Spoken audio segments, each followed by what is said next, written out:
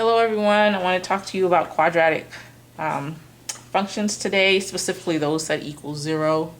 The general format of a quadratic function is ax squared plus bx plus c, and we're trying to find out when that equation equals 0. How can we solve for that?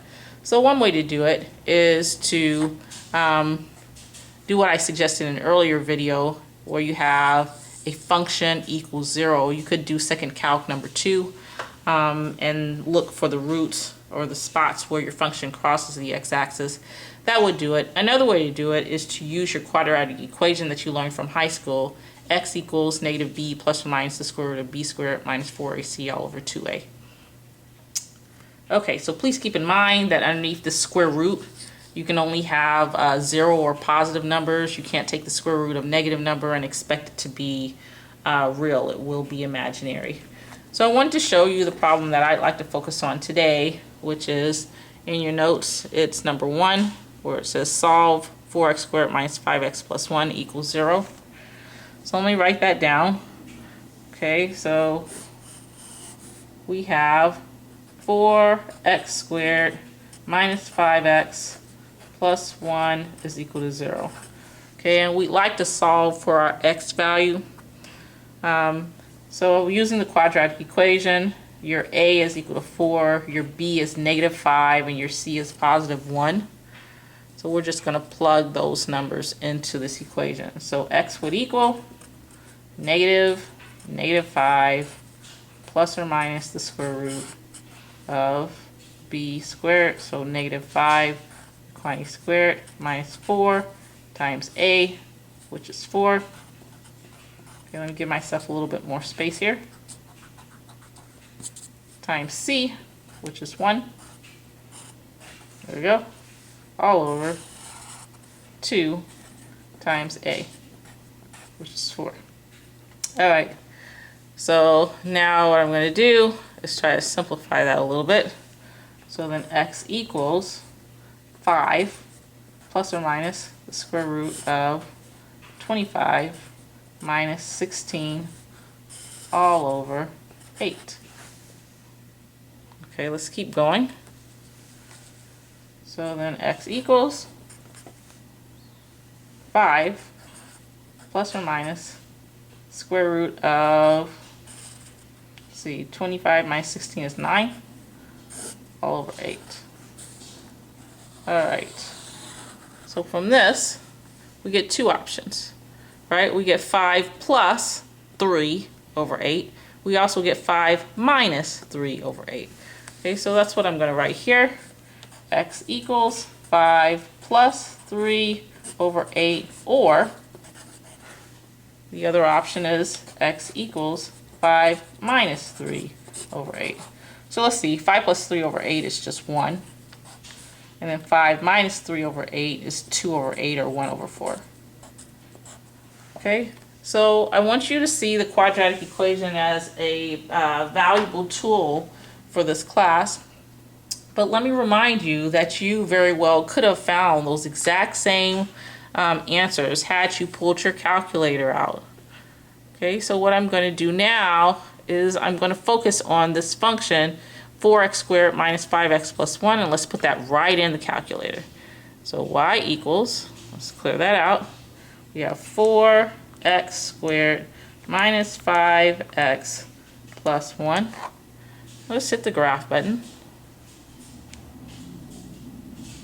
Okay, so it would be nice if we could see the points where our function crosses the x-axis a little bit more clearly. So I'm going to cut off some of this that you see at the bottom. So in my window, let's see, my y min is negative 10. Why don't I make that negative 2? Okay, so that'll help me out. Let me show you another thing that we can do. Okay, so I like to find these 2 points right in here, if at all possible. So I'm going to cut off some of this that's on the left and a little bit that's on the right. So instead of going from negative 10 to 10, let's go from negative 3, and let's try to 3. See if that gives us a better view of what's going on. Okay, so a little bit better. Okay, we'd like to find this point here where our function crosses the x-axis, and that one also. So let me remind you, I'm going to pull the calculator away so you can see. we're trying to find out where the function equals 0. So we're looking for the roots. Okay, so if you remember, second calc, number 2, and it says go to the left of the point. I'm already to the left of one of them. And I'm going to scroll right until I get just a little bit past the other point. And it says go ahead and squeeze up on it. So there we go. We got x equals 0.25, and look at my work here. X equals 0.25. So for the other one, second calc, number 2, we could do the exact same thing. It says go to the left of your point. That one will suffice. And then if you go to the right of your point, and then you want to squeeze up on the point, so somewhere around here. And you have x equals 1. Okay, and if you look at my notes, you see I got x equals 1 as well. So just wanted to provide you with a couple of ways of getting to your solutions if you do have a quadratic equation equal to 0. All right, so for the quadratic equation, oftentimes it is helpful to have the vertex, which is basically the max or the min of your parabola. So we like to have this lowest point right here.